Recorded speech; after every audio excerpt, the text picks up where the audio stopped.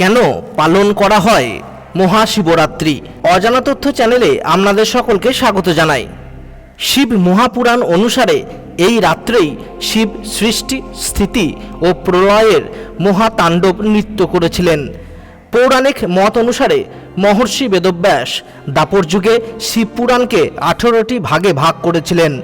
ভক্তদের বিশ্বাস এই তিথিতেই শিব ও পার্বতীর মহাবিবাহ সম্পন্ন হয়েছিল। সাধারণভাবে প্রতি মাসের কৃষ্ণপক্ষের চতুর্দশী তিথিতে শিবরাত্রি পালিত হয়, কিন্তু ফাল্গুন মাসের শিবরাত্রি মহাশিবরাত্রি নামে প্রসিদ্ধ। হিন্দু ধর্ম অনুসারে ফাল্গুন মাসের কৃষ্ণপক্ষের চতুর্দশী তিথিতে শিবলিঙ্গ রূপে আবির্ভূত হয়েছিলেন মহাদেব।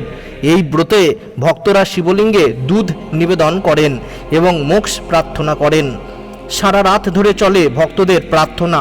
শিবলিঙ্গকে স্নান করানোর জন্য মূলত গঙ্গা জল বা গঙ্গা জল মেশানো জল ব্যবহার করা হয়। শিবলিঙ্গের মাথায় অর্পণ করা হয় 3টে পাতাযুক্ত যৌগিক বেলপাতা। ভিডিওটি আপনাদের কেমন লাগলো তা অবশ্যই আমাদের কমেন্ট বক্সে কমেন্ট করে জানান। ভিডিওটি দেখার জন্য আপনাদের অসংখ্য ধন্যবাদ।